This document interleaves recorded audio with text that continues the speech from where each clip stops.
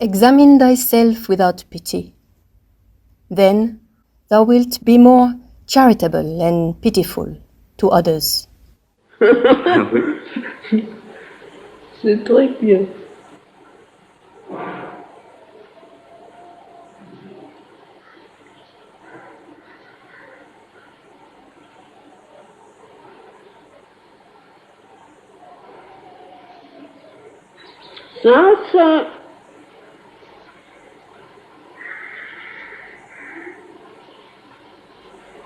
Ça, c'est très bon pour tout le monde, hein?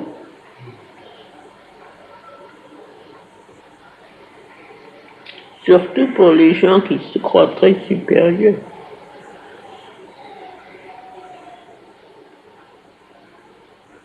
Mais vraiment, ça correspond à quelque chose. Ça correspond à quelque chose de très profond.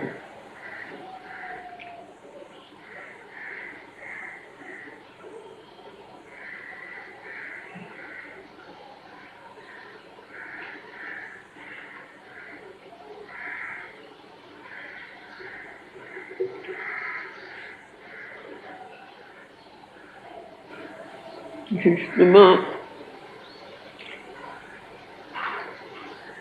une expérience que j'ai depuis quelques jours.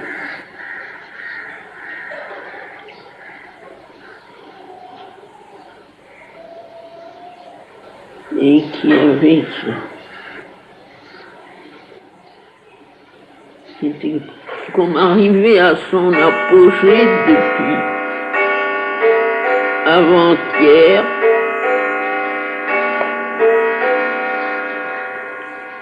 Et une vision d'ensemble de la chose au point de vue terrestre ce matin.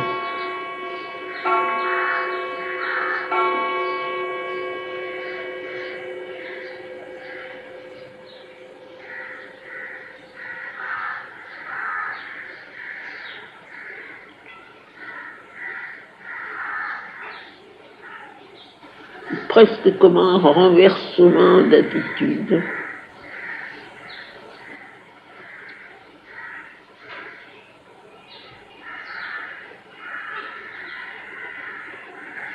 Au fond, les hommes se sont toujours placés comme des espèces de victimes, harassées par les forces adverses, et ceux qui sont courageux se battent, les autres se lamentent.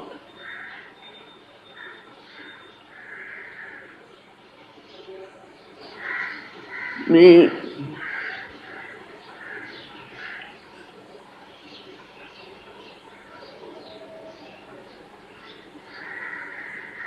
de plus en plus, il y a une vision très concrète du rôle que jouent ces forces adverses dans la création, de leur nécessité pour ainsi dire absolue, pour qu'il puisse y avoir ce progrès nécessaire à la création pour qu'elle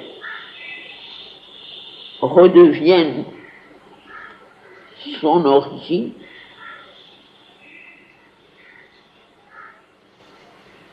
Et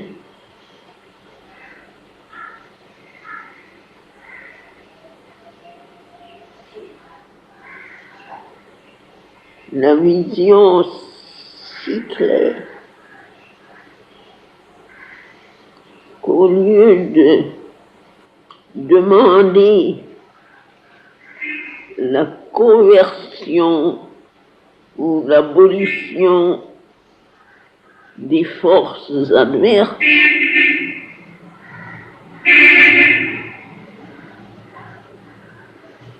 c'est sa propre transformation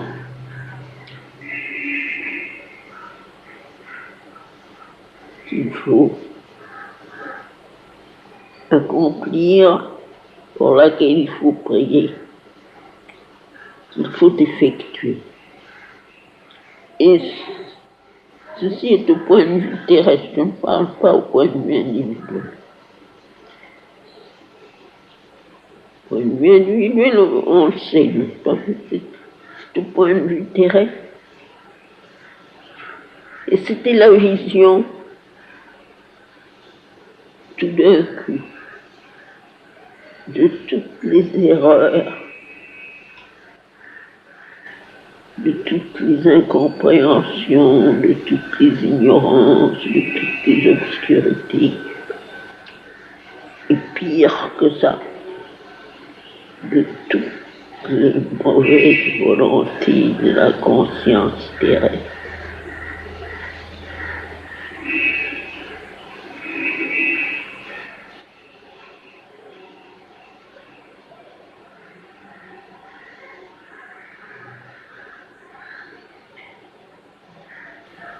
Qui se sont sentis responsables de la prolongation de ces êtres et de ces forces adverses et qui les ont offertes, n'est-ce pas, dans une grande, plus qu'aspiration, n'est-ce pas, une sorte d'holocauste.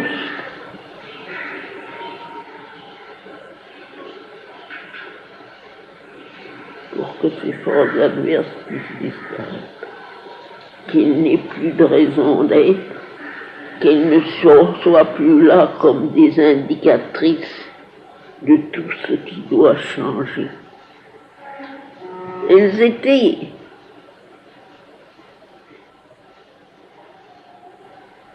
rendues obligatoires par toutes ces choses qui étaient des négations de la vie divine.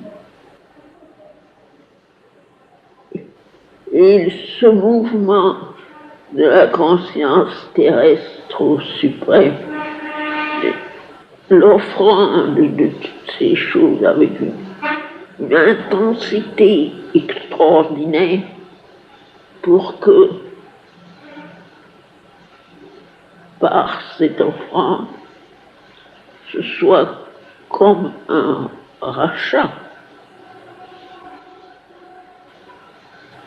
et que ces forces adverses puissent disparaître. C'était une expérience très intense. Elle s'est cristallisée autour d'un petit noyau d'expérience.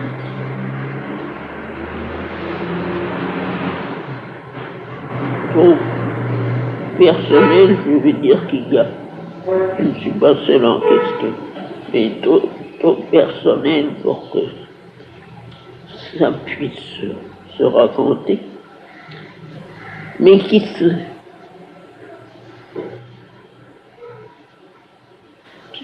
traduisait comme ça, prend toutes les fautes que j'ai commises, prend toutes les fautes que j'ai commises, accepte-les, efface-les, pour que ces forces puissent disparaître.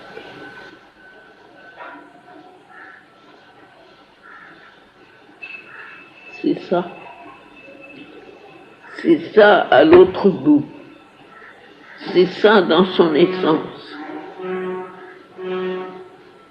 Tant qu'une conscience humaine aura en elle la possibilité de sentir, d'agir ou de penser ou d'être contrairement au grand devenir divin,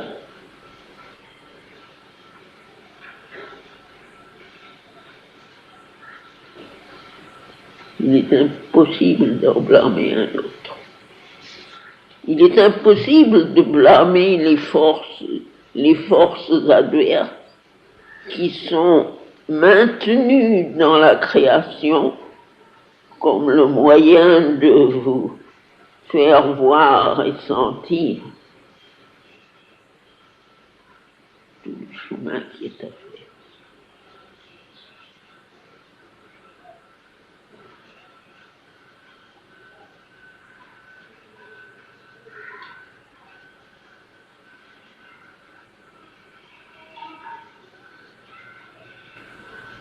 C'était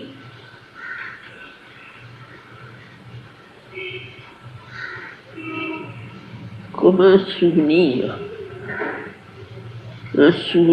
qui est éternellement présent.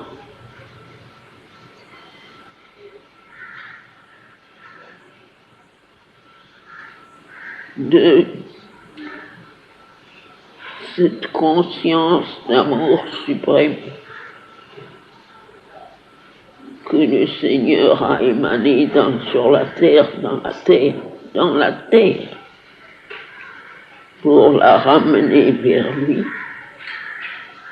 et qui était vraiment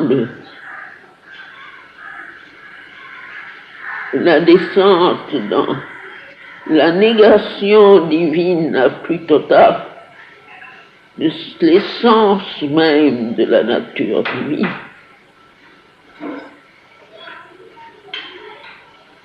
Par conséquent, l'abandon de l'état divin pour accepter l'obscurité terrestre,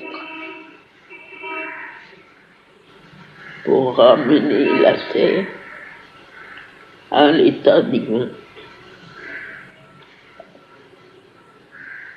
Et à moins que ce ne soit ça qui devienne tout puissamment conscient ici sur la terre, le retour ne pourra jamais être final, définitif. C'était après la vision, puisque ce monde est progressif, puisqu'il devient de plus en plus divin, est-ce qu'il n'y aura pas toujours ce sentiment si profondément douloureux de la chose qui n'est pas divine, de l'état qui n'est pas divin, par rapport à celui qui doit devenir? Est-ce qu'il n'y aura pas toujours ce que l'on appelle des forces adverses, c'est-à-dire quelque chose qui ne suit pas harmonieusement le mouvement? Et alors ça, c'est venu. La vision de ça, c'est venu. Non. C'est justement le moment de cette possibilité-là qui est proche. Quand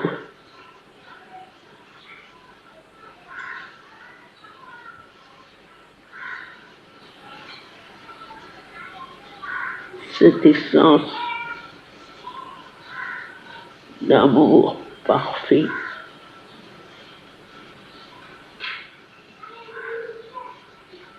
qui peut transformer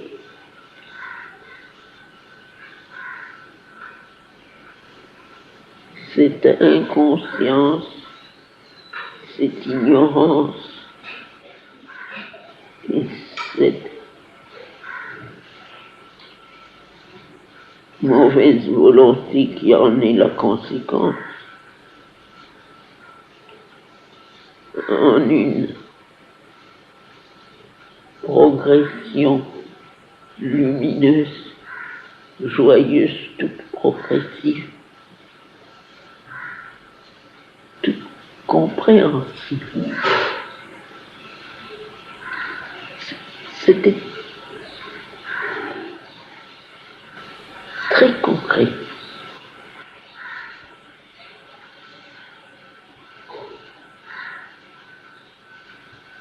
ça correspond à un état où on s'identifie si parfaitement à tout ce qui est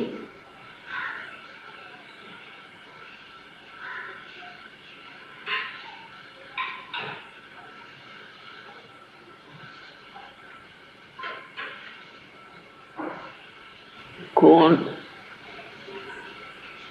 devient tout ce qui est anti-divin d'une façon concrète et qu'on peut l'offrir. Qu'on peut vraiment le transformer par l'offrande.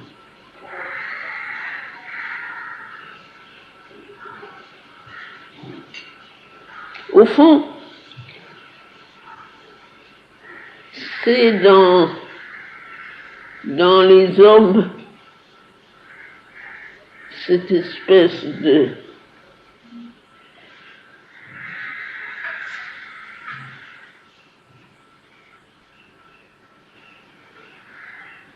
volonté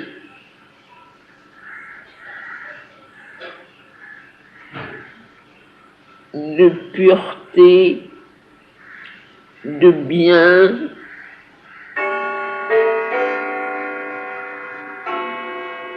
qui se traduit dans la mentalité ordinaire par le besoin d'être vertueux.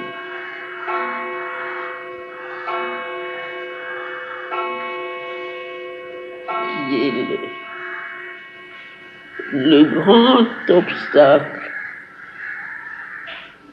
au vrai don de soi. C'est à l'origine du mensonge. Le refus et surtout, n'est-ce pas, la source même de l'hypocrisie. Le refus d'accepter de prendre sur soi la partie du fardeau des difficultés. Et c'est ça qui l'a touché, tout droit d'une façon très simple. C'est ça qui l'a touché avec ça.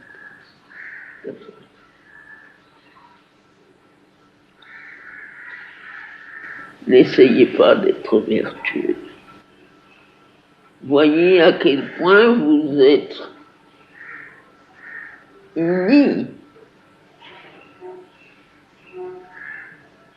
un avec tout ce qui est anti-divin. Prenez votre part du fardeau, acceptez d'être vous-même impur et intelligent. Et comme ça, vous pourrez le prendre. Et dans la mesure où vous êtes capable de le prendre et de le donner, alors les choses changent.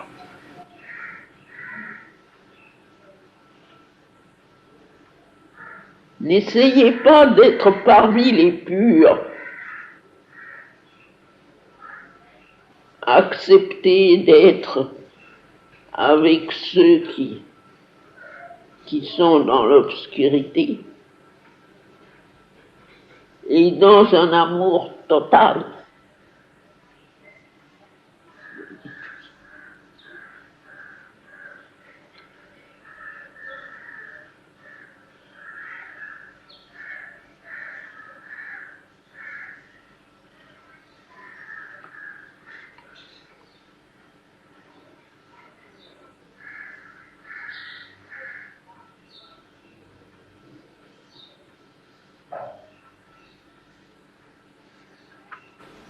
De la minute, tout ça, ça a été vu et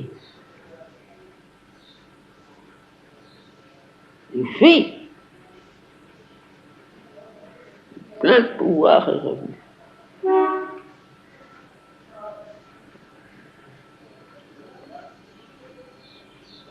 Le grand pouvoir créateur.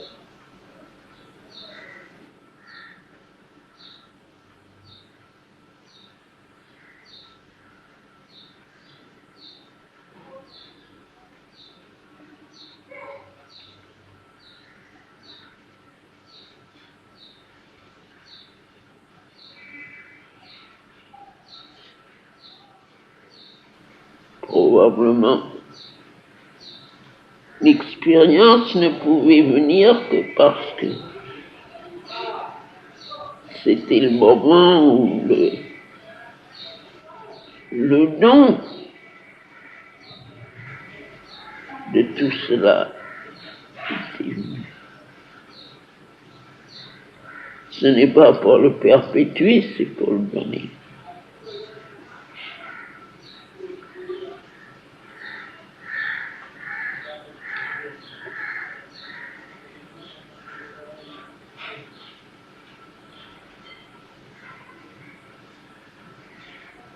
C'est parce que le moment est venu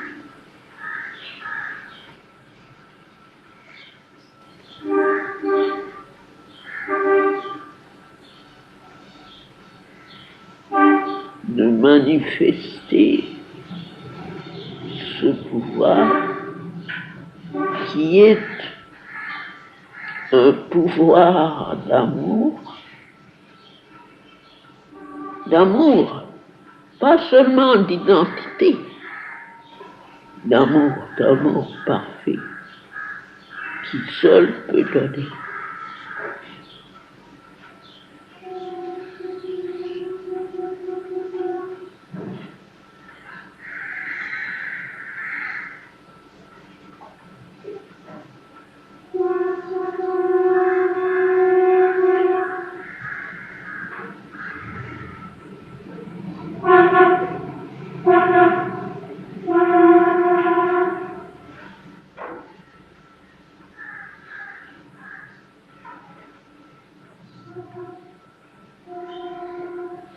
C'était un peu ce matin,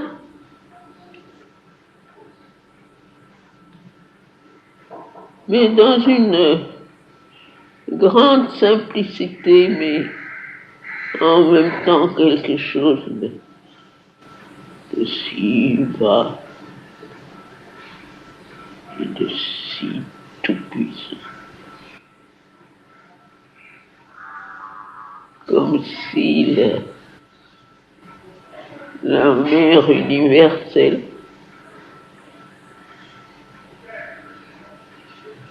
se tournait vers le Seigneur et lui disait: enfin, nous sommes prêts.